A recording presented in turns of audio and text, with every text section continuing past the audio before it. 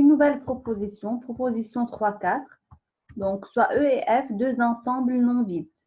La première, si F est fini, donc si F est fini, et donc si G, il existe une injection de E dans F, donc il y a une application de E dans F qui est injective, ça équivaut, ça veut dire dans les deux sens, E fini et le cardinal de E est plus petit ou égal à cardinal de F. Donc, on va voir comment on peut démontrer cette proposition. Donc, si F, donc on commence toujours dans le premier sens, F de E vers F, donc le F est fini d'après l'hypothèse, cette application est injective d'après l'hypothèse. Or, nous avons déjà vu la fois dernière que si j'ai une application injective, alors il existe une application F' de E vers IMF qui est bijective. Donc, celle-là, on l'a déjà vu la fois dernière. Donc, dans la remarque de l'équipotence, la deuxième partie, on a vu qu'on a E est équipotent à IMF, ou bien qu'il existe une bijection de E vers IMF, qui est une bijection par définition. Donc, nous avons utilisé cette remarque ici. Donc, E est équipotent à IMF, et IMF, évidemment, est inclus dans F qui est fini.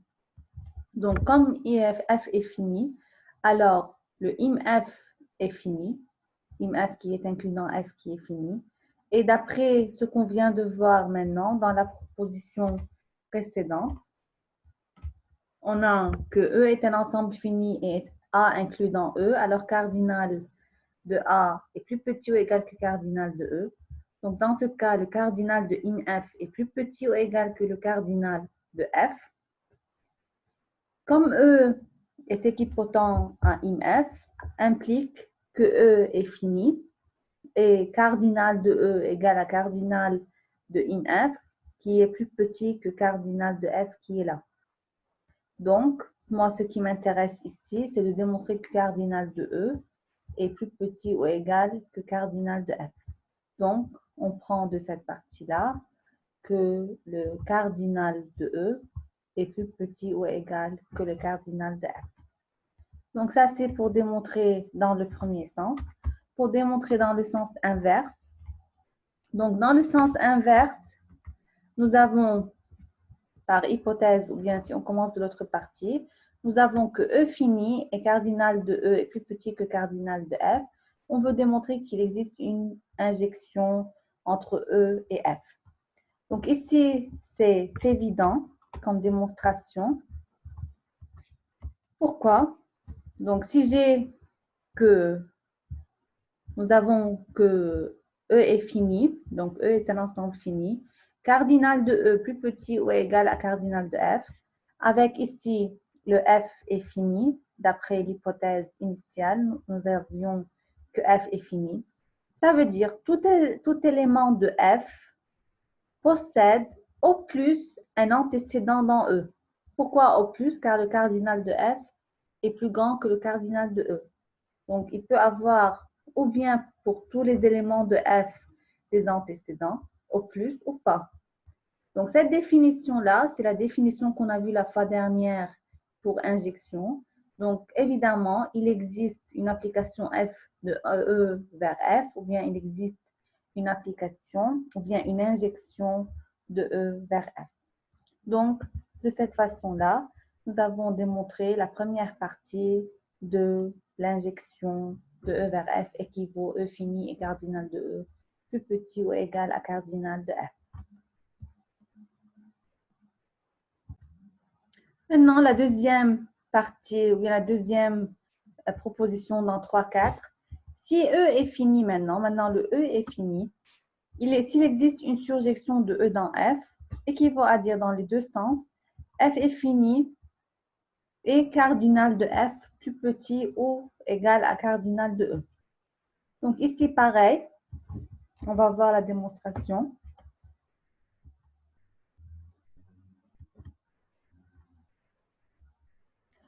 Donc, il existe une surjection de E dans F, équivaut à dire qu'il existe une injection de F dans E. Donc, celle-là, on a vu aussi la fois dernière. Donc, dans la remarque de 2, dans la troisième partie, s'il existe une injection, il existe une surjection de F vers E. Donc, nous avons utilisé celle-là. Il existe une surjection équivaut à dire il existe une injection de F dans E. D'après la première partie qu'on vient de démontrer, s'il existe une injection de F dans E, cela équivaut à dire, comme ici, le E est fini, équivaut à dire que F est fini et cardinal de F plus petit ou égal que cardinal de E, d'après ce qu'on vient de démontrer ici. Donc, nous avions que F est fini. Dans ce cas, j'ai l'inverse. Donc, je démontre que F est fini et cardinal de F plus petit ou égal que cardinal de E.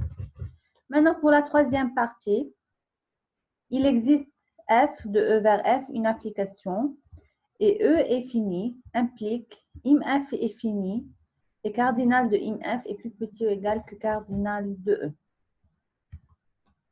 Donc ici, pareil qu'avant, F de E vers F est une application, et E est fini, implique, par définition, il existe un F' de E vers IMF qui est une application surjective par définition. Pareil, on a vu dans la session précédente. Donc, une application surjective par définition et E est fini. Donc, d'après la deuxième partie qu'on vient de voir maintenant, ça équivaut à dire que F est fini et que cardinal de IMF est plus petit ou égal que cardinal de E.